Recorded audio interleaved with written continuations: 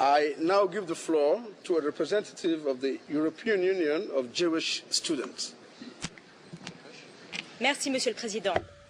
Thank you, Mr. President. Dr. Jen, we appreciate your work, the work you carried out against racism, the constructive dialogue you have engaged in with our NGO. Your report deals with the upcoming conference against racism.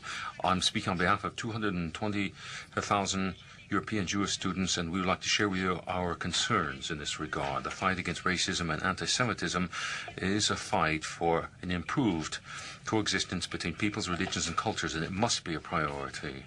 The Council can rest assured that our organization will be heavily committed to this undertaking and will accompany the Council. As a European and as a Jewish woman, we believe in the values of tolerance, respect of differences and non-discrimination.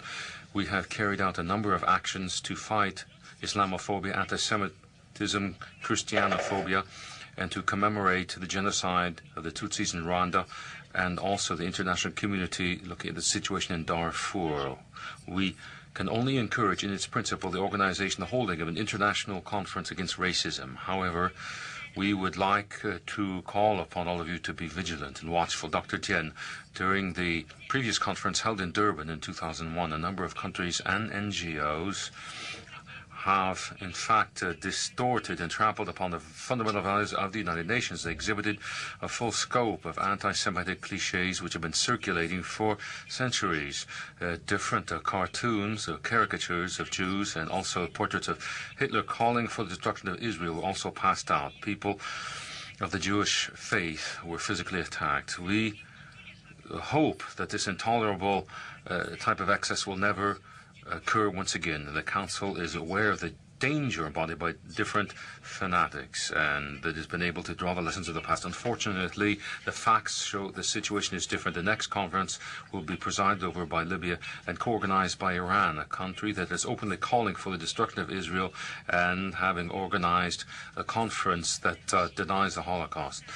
This country is against all the very standards against racism, and so we're seeing that there's a paradox, this troubling paradox, with those involved in the fight against racism in the future, those responsible for it. Durban 2, will Durban 2 simply be a repetition of Durban 1? We'd like to call upon democratic countries and the Council to make a final effort, an effort in favor of honor, conscience as well, in order to preserve the humanistic values upon which the United Nations are based. We would like to urge people to demonstrate a courage and firmness as well when fighting the various anti-Semitic statements. We don't want for this conference simply to be a vulgar manifestation of hatred. Thank you, Mr. President. Thank you very much, Madam, for that statement.